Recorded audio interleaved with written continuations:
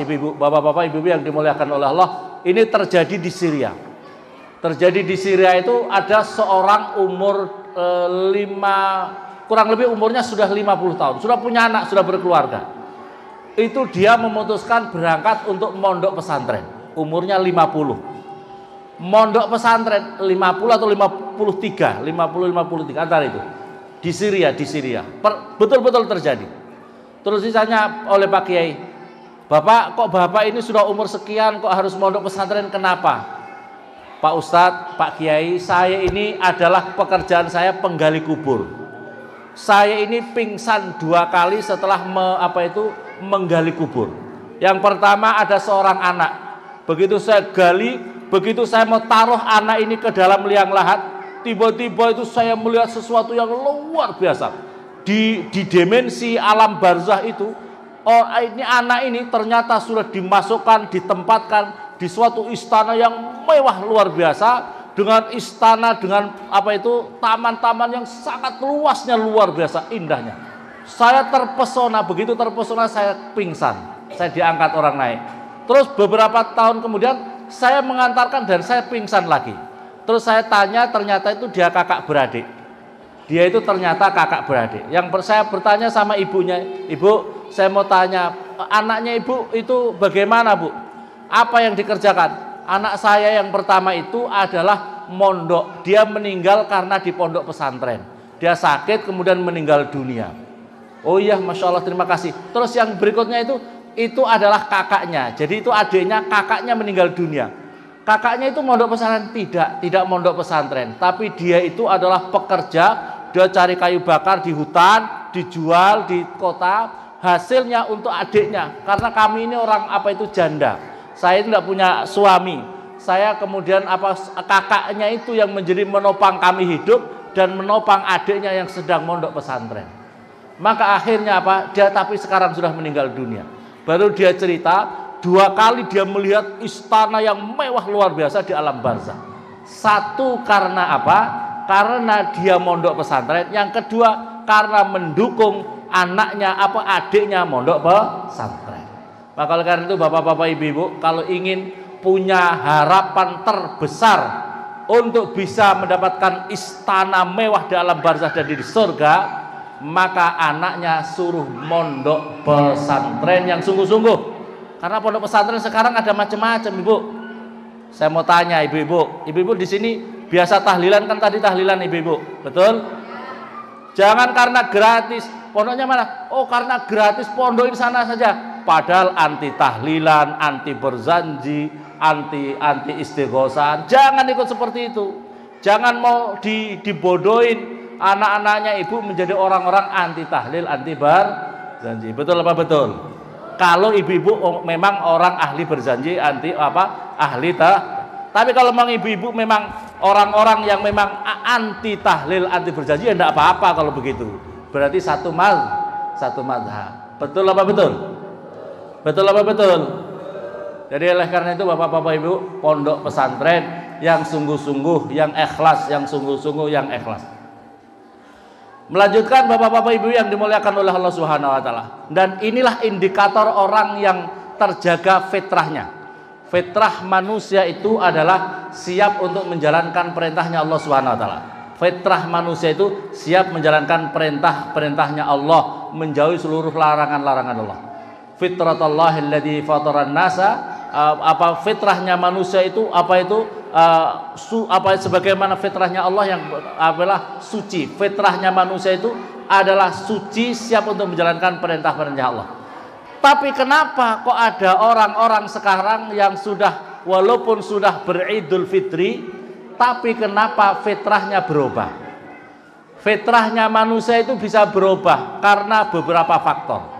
Bapak-bapak, ibu-ibu yang dimuliakan oleh Allah, fitrah manusia itu bisa berubah karena beberapa faktor. Faktor yang pertama adalah di dalam hadis Nabi, innama halaku ummati bittiba'il hawa wa hubbis sana wa hubbid dunya.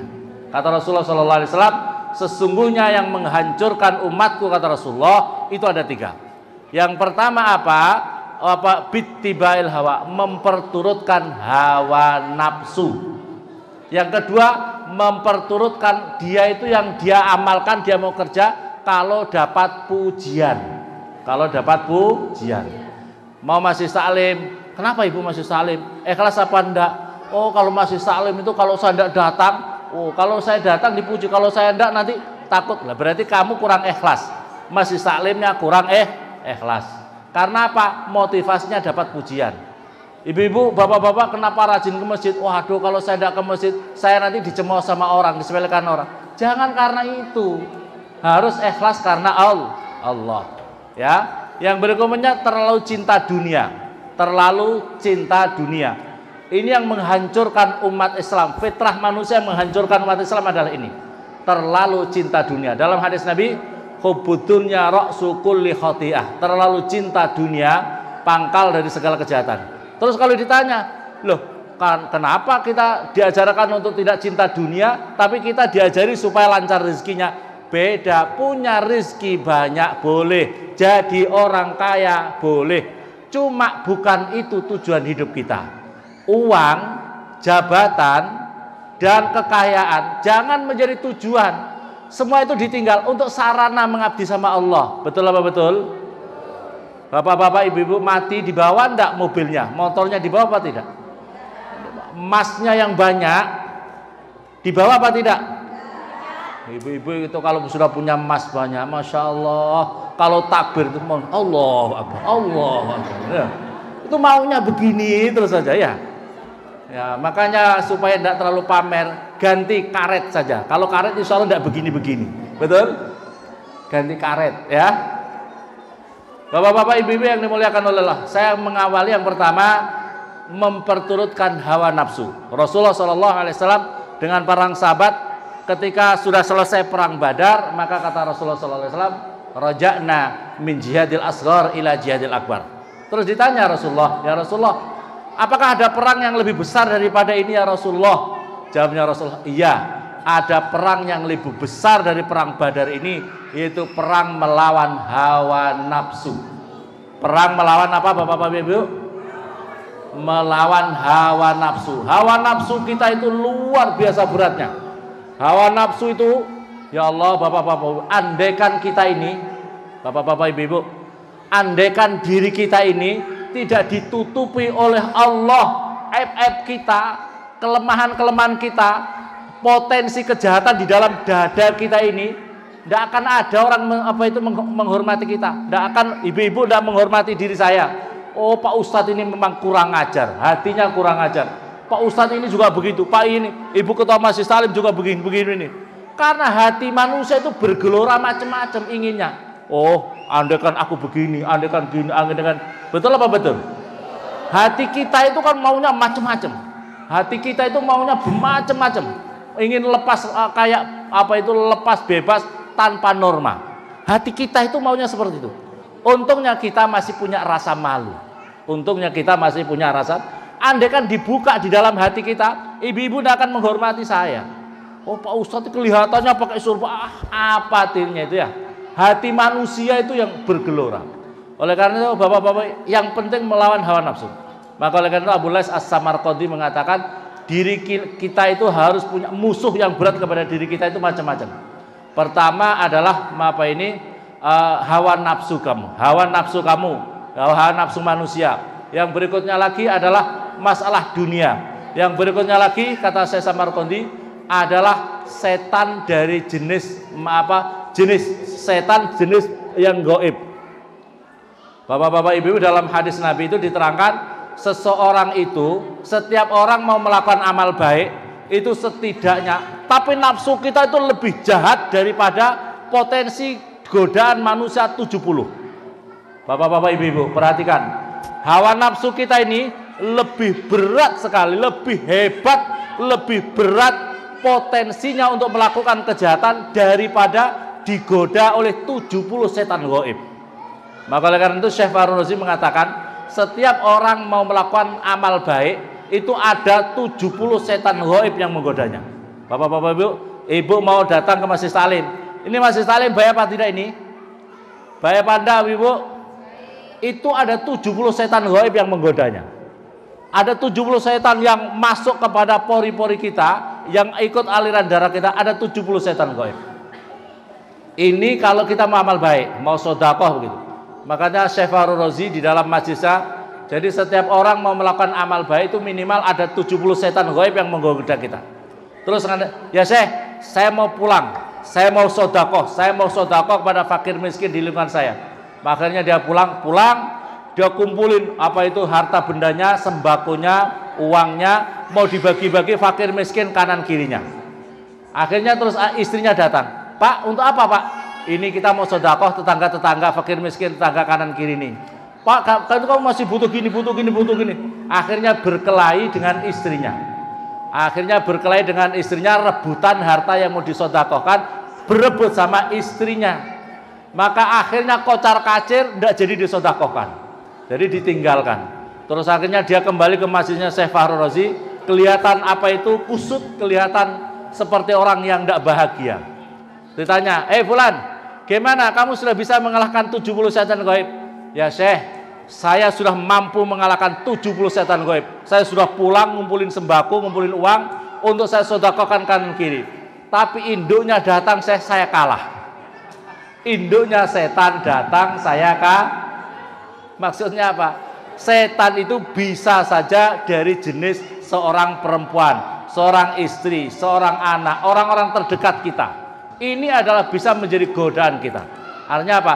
Syekh Samarqandi mengatakan godaan terberat itu justru dari setan yang doyan sambel.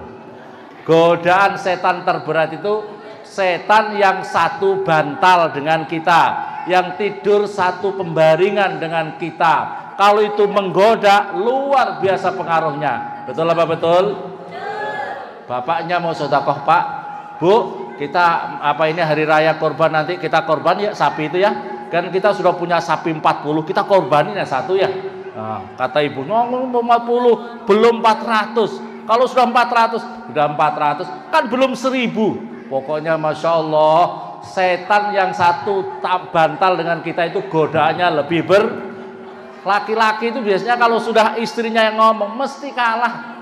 Walaupun gagah luar biasa, ya, gagah kayak Pak Yai Muhtar Hadi, kalau ibunya ngomong kalah, ya. Betul apa betul?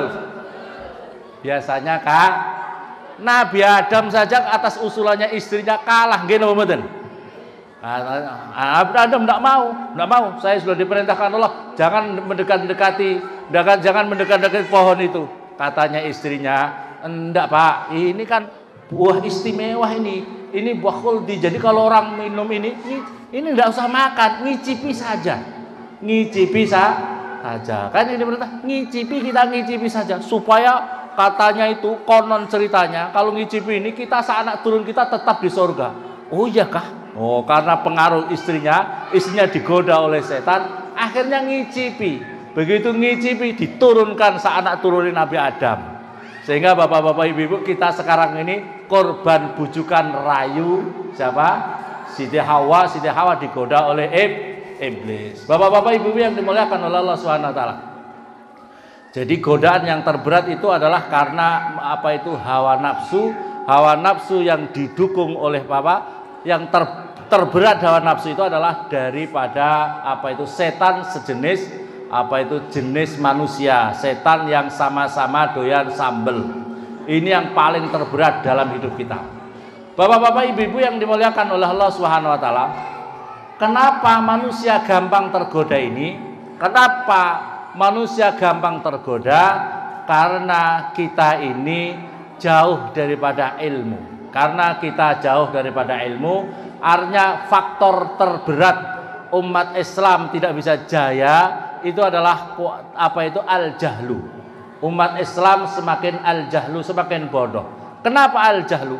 Orang bodoh itu Masya Allah bapak-bapak ibu-ibu musuhnya Allah. Orang bodoh ini Masya Allah Islam tidak akan bisa jaya. Di dalam keterangan hadis, di dalam makalah syair itu, fasadun kabirun alimun mutahattikun wa akbaru minhu jahilun mutanassikun. Liman bihima ya tamassaku, ya. Fasadun kabirun alimun. Suatu kerusakan terberat di muka bumi ini adalah seorang alim yang mutahatik. Orang alim mutahatik itu apa? Orang alim tapi sembrono. Orang alim tapi sembrono. Itu namanya bikin kerusakan di muka bumi ini.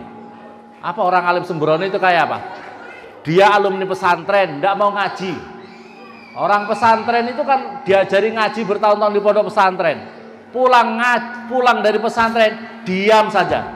Yang diurusi apa itu urusan pinang, urusan apa itu cari uang, wiridannya kalau diajak wiridan ya Ghafar, ya Kudus, ya Ghafar. Dia yang diwiridkan ya dolar, ya fulus, ya dolar, ya fulus, duit saja. Pikirannya duit, repot ini. Ini repot pokoknya kalau anak pesantren pulangnya hanya yang dipikirin fulus saja, repot. Ini indikator bikin kerusakan di muka bumi ini. Alumni pesantren diam saja, urusannya hanya fulus, tidak pernah ngajarkan ngaji, tidak pernah ilmunya dimanfaatkan. Itu indikator ilmunya tidak berkah, ilmunya tidak manfaat. Indikatornya dia punya ilmu yang sembrono. Ini adalah bikin kerusakan di muka bumi ini. Onton apa mboten di tengah-tengah masyarakat kita? Ada apa tidak? Alumni pesantren Nurul Anwar pulang hanya diam saja, cari nunggu apa itu, cari uang saja, fulus saja. Ada apa tidak? Itu ilmunya enggak manfaat. Ilmunya enggak yang dengar supaya dengar, ya, yang dengar supaya itu bikin kerusakan. Jadi orang alim pernah pesantren tidak mengajarkan ilmunya. Bapak-bapak ibu, kalau ada yang bilang, wah orang ngajarkan ilmu kan harus punya, tidak harus punya pesantren. Walaupun yang diajarkan dirinya sendiri. Mbah Kiai Maimun itu mengatakan gini. Jadi Mbah Kiai Maimun itu pernah menceritakan begini. Orang punya ilmu tidak harus, yang penting walaupun kamu di tengah hutan punya teman satu orang ajak ngaji. Dengarin ngaji. Bismillahirrahmanirrahim. Faslun ahada faslun. Satu orang saja, tidak apa-apa. Kok tidak ada orang keponakan kamu? Kok kamu hidupnya sendiri, kamu seperti Tarsan di tengah hutan sendiri? Bawa kitab kamu, baca sendiri. Baca sendiri, sampai seperti itu ya. Baca sendiri. Kitab kamu itu dibawa. Sekarang kadang-kadang enggak santri, enggak pegang kitabnya. Kita habis selesai ngaji, selesai pondok malah dibikin mercon. Naudzubillah summa naudzubillah. Ya Allah, itu namanya alim mutahatik betul-betul itu. Orang alim, orang pernah ngaji yang bikin kerusakan di muka bumi ini. Yang berikutnya lagi adalah wa akbaru minhu jahilun mutanasibun. Yang lebih berat daripada itu orang bodoh sok ahli ibadah. Bapak-bapak ibu-ibu, orang bodoh sok ahli ibadah. Sorbannya, jubahnya, imamahnya, tasbihnya, masya Allah kanan kiri di bawah semuanya. Tapi bodoh, nggak pernah ngaji. Nah, ini yang bikin lebih berat, bikin kerusakan lagi ini. Masya Allah, gayanya seperti seorang syekh, seorang alim al-allamah, nggak pernah khatam Fathul Qorib, nggak pernah ngaji Sulam Safinah, nggak pernah ngaji Jurumiyah, nggak pernah ngaji Sorob, apalagi menghatamkan Ihya Ulumuddin, nggak pernah. Yang seperti ini yang apa itu bikin kerusakan lebih besar. Maka oleh karena itu di dalam makalah yang dasar-dasar itu wadul ilmi hayyun khalidun wadul ilmi hayyun khalidun ba'da mautihi wa awsaluhu tahta turabi ramimu. Wadul ilmi orang yang alim mengamalkan ilmunya itu, wadul ilmi hayyun, dia itu akan hidup kekal selama-lamanya walaupun dirinya sudah mati, walaupun dirinya sudah hancur menjadi debu. Tapi ilmunya manfaat. Bapak-bapak, ibu-ibu, lihat di pesantren-pesantren kita ngaji apa? Sulam Safinah, Fathul Qorib, Fathul Muin. Itu semuanya ulama-ulama sudah meninggal. Ihya Ulumuddin semuanya sudah meninggal. Tapi dirinya masih di Fatihah terus, tapi ilmunya terus menerus mengalir ila yaumil qiyamah. Inilah orang yang alim. Tapi kalau orang bodoh, bapak-bapak ibu-ibu, kalau orang bodoh itu walaupun dirinya masih hidup, tapi sesungguhnya jasadnya itu adalah kuburan buat rohaniahnya. Jadi jasadnya itu sesungguhnya adalah kuburan buat jasadnya. Jasadnya itu kuburan buat rohaniahnya. Maka oleh karena itu bapak-bapak pentingnya ayo ngaji. Di dalam keterangan hadis Nabi itu, masya Allah bapak-bapak ibu-ibu, di dalam keterangan hadis Nabi diterangkan,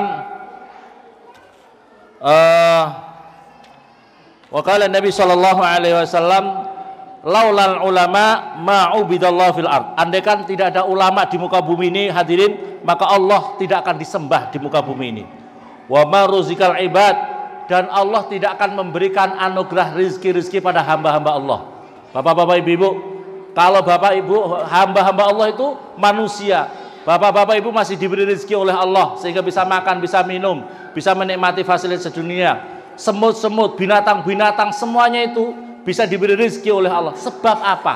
Berkahnya apa? Berkahnya ada orang alim. Andaikan tidak ada orang alim, semuanya tidak ada itu. Rizkinya diputus oleh Allah.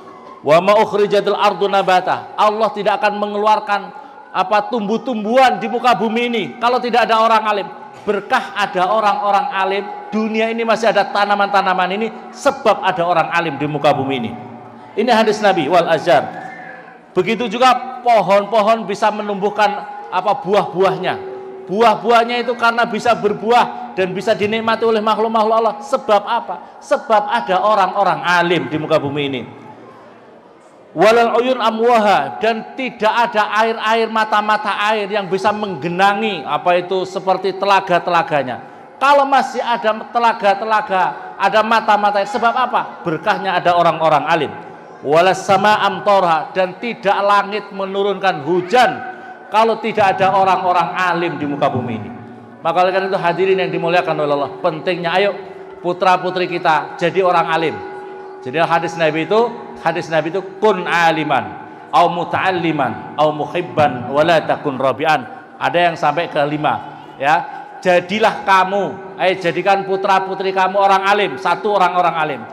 Ngaji yang betul-betul bapak-bapak ibu-ibu ya. Kalau ingin jadi orang alim, ngaji betul-betul ya. Sekarang ini kadang-kadang anak itu maunya orang tua, bukan maunya kiai. Betul apa betul? Bagaimana mau jadi orang alim? Jadi anaknya kaum Suratama, jadi maunya orang tua, bukan maunya kiai. Kalau kiai tahu ukurannya, oh anak ini belum bisa ngaji ini, belum bisa ngaji ini, harus ikut kiai. Saya mau cerita bapak-bapak ibu-ibu, saya punya adik namanya Muhsinin. Saya sudah lama di pesantren.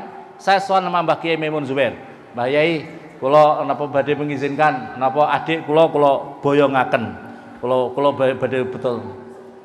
Ojo sik ben ngene. Kita tidak berani. Tidak berani kalau kiai sudah bilang begitu, saya tidak berani. Tahun berikutnya berapa tahun saya datang lagi. Masih belum boleh, tidak berani. Jadi kalau kiai sudah mengatakan jangan dulu. Tapi sekarang itu tidak. Orang mondok itu maunya orang tua, maunya anak, bukan maunya kiai. Ini yang menjadi muskilat kabir ya, bukan maunya ya, kalau kiai tahu ukurannya, anak ini harus bisa dulu. Jadi kalau di pondok pesantren sarang, bapak-bapak ibu, kalau di pondok pesantren sarang, kalau mau bapak-bapak ibu, ayo pondokkan di sarang. Pondokkan di sarang. Pondok di sarang itu di sana, umpamanya pondok di sarang, itu jangan kamu ngaku santri sarang kalau kamu belum hatam Ihya Ulumuddin. Jadi kalau kamu baru fikih, belum hatam Ihya Ulumuddin, jangan ngaku santri sarang. Bikin malu. Kalau jadi hatam di sana itu harus ngaji syariat, ngaji tasawuf. Tasawufnya itu adalah namanya Ihya Ulumuddin. Bapak-bapak ibu-ibu, kembali lagi dalam permasalahan kita ini.